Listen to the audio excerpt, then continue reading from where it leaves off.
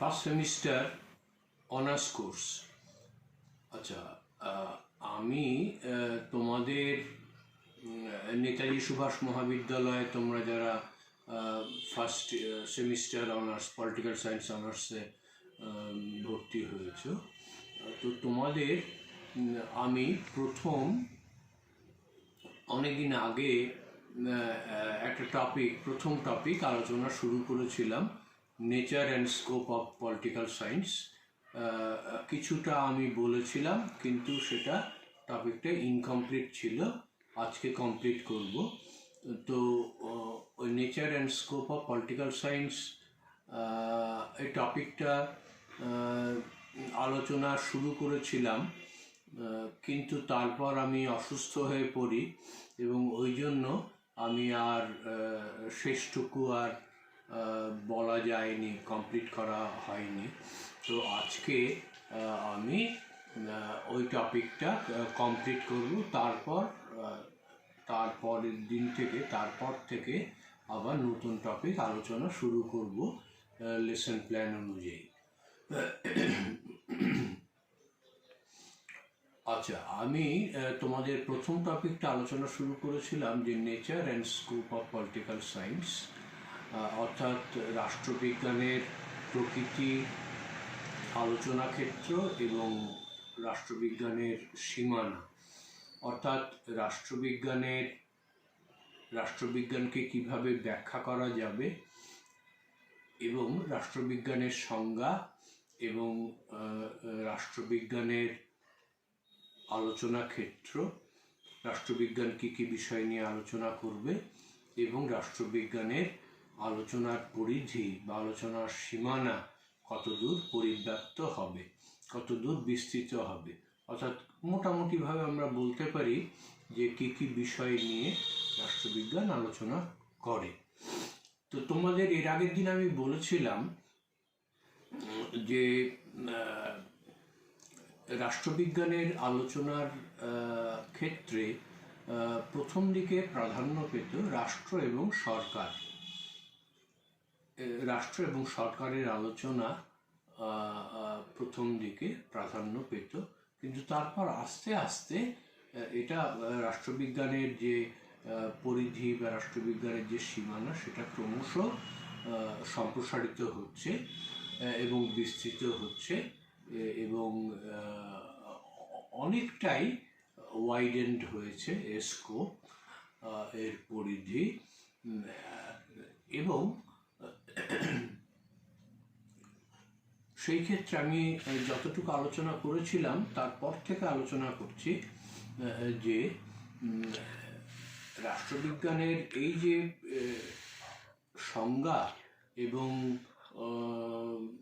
আলোচনা ক্ষেত্র এবং আলোচনার সীমানা যে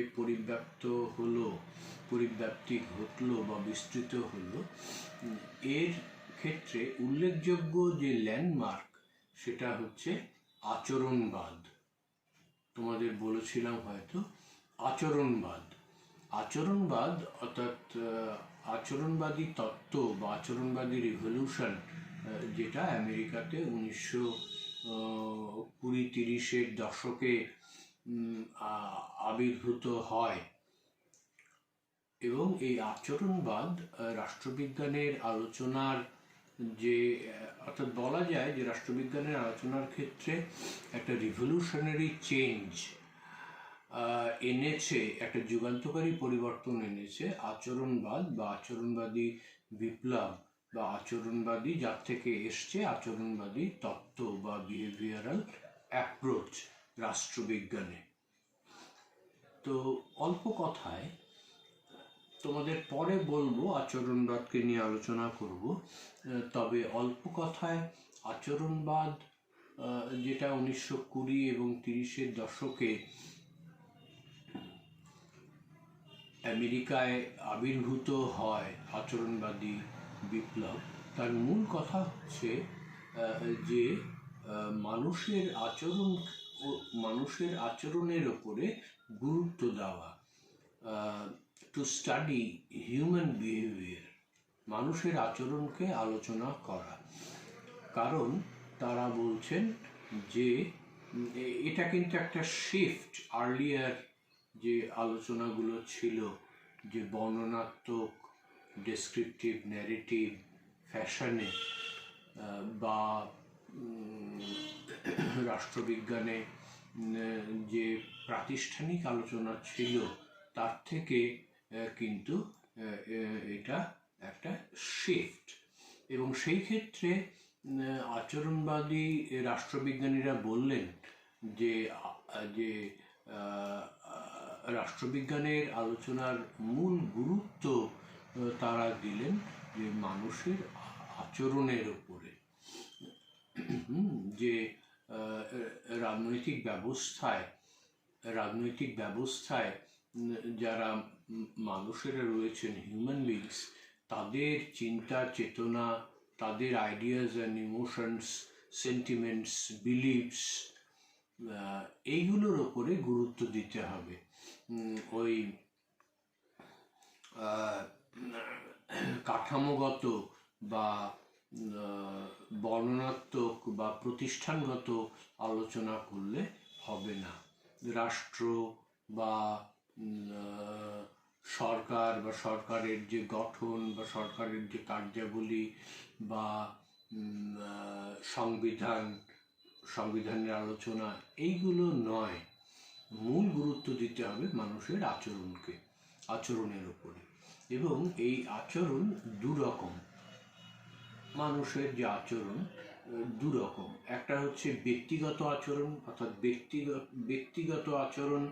অর্থাৎ ব্যক্তি হিসেবে প্রত্যেকের যে আচরণ সেটা, আর একটা হচ্ছে গোষ্ঠীগত আচরণ বা গ্রুপ বিহেভিয়ার। একটা হচ্ছে ইন্ডিভিজুয়াল বিহেভিয়ার আর একটা হচ্ছে গ্রুপ বিহেভিয়ার বা গোষ্ঠীগত বিহেভিয়ার। আমরা যখন গ্রুপ হিসেবে থাকছি, গোষ্ঠী হিসেবে মানুষ থাকছে তখন। তো এই যে আচরণবাদ আসার পরে রাষ্ট্রবিজ্ঞানের আলোচনায় কিন্তু একটা যুগান্তকারী পরিবর্তন এলো। এবং রাষ্ট্রবিজ্ঞানের যে আলোচনার যে সংজ্ঞা, আলোচনার যে প্রকৃতি, তার ক্ষেত্রেও যেমন পরিবর্তন এলো, সেরকম রাষ্ট্রবিজ্ঞানের আলোচনা ক্ষেত্রেও আমূল পরিবর্তন ঘটলো। এবং রাষ্ট্রবিজ্ঞানের আলোচনা ক্ষেত্রের যে পরিধি, সেটাও অনেক বিস্তৃত হলো, সেটাও অনেক পরিব্যাপ্ত হলো। তো সেই ক্ষেত্রে আমি তোমাদের আগে বলেছিলাম যে প্রথম দিকে যেমন ধরো গার্নারের সংজ্ঞা, যে political science begins and ends with the state, বা ব্লুমসলির কথা বা সিলির কথা, এগুলো আমি আগে বলেছিলাম। তাতে রাষ্ট্রবিজ্ঞানের আলোচনা বা রাষ্ট্রবিজ্ঞানের সংজ্ঞা সীমিত বা সীমাবদ্ধ ছিল ওই রাষ্ট্র এবং সরকারের ওপরে। তারপর আচরণবাদ আসার পরে কিন্তু আমরা নতুনভাবে রাষ্ট্রবিজ্ঞানের সংজ্ঞা পেলাম। যেমন ধরো অ্যালেন বল বলছেন যে politics is the study of authoritative allocation of values in a society, অর্থাৎ মূল্যের কর্তৃত্ব সম্পন্ন বরাদ্দের দাবি। বা আরও অন্যান্য রাষ্ট্রবিজ্ঞানী বলছেন যে politics is concerned with power, অর্থাৎ পাওয়ার পলিটিক্স। তারপর বলা হচ্ছে যে politics is a study of influence and influential.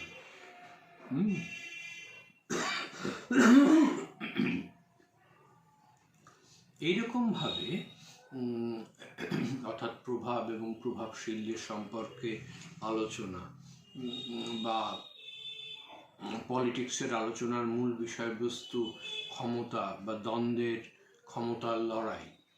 হ্যাঁ, তো তোমরা তো এমনিতে বুঝতেই পারছো যে এইভাবে যে পরবর্তীতে আচরণবাদ আসার পরে যে সংজ্ঞাগুলো এসছে, সেগুলো কিন্তু আগের থেকে অনেক অন্যরকম এবং এর পার্থক্য রয়েছে। এবং এরপর রাষ্ট্রবিজ্ঞানের আলোচনা ক্ষেত্রেও কিন্তু অনেক সমৃদ্ধ হলো আচরণবাদ আসার পরে, এবং অনেক বিস্তৃত হলো বা পরিব্যাপ্ত হলো। তো আমি বই থেকে তোমাদের বলছি যে কি কি বিষয় এখন রাষ্ট্রবিজ্ঞানের আলোচনার অন্তর্ভুক্ত হতে পারে। ডেভিড অ্যাক্টারের একটি বই প্রকাশিত হওয়ার পরে, ইন্ট্রোডাকশন টু পলিটিক্যাল অ্যানালিসিস, উনি রাষ্ট্রবিজ্ঞানের যে আলোচনার একটা এরিয়াস, আইটেমস আর ইস্যুস, সেইগুলোর একটা তালিকা দিয়েছেন। তো সেই বিষয়গুলো আমি একটু বলছি, তোমরা শুনে নাও। অর্থাৎ আমরা বলতে পারি যে এখন বর্তমানে এটা একটা এভার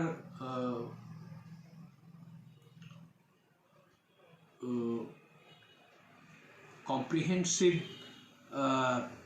বিষয়, এবং বর্তমানে আমরা বলতে পারি যে এই বিষয়গুলো রাষ্ট্রবিজ্ঞানে চর্চা হয়ে থাকে। আচ্ছা, আমি পড়ছি, তোমরা শোনো।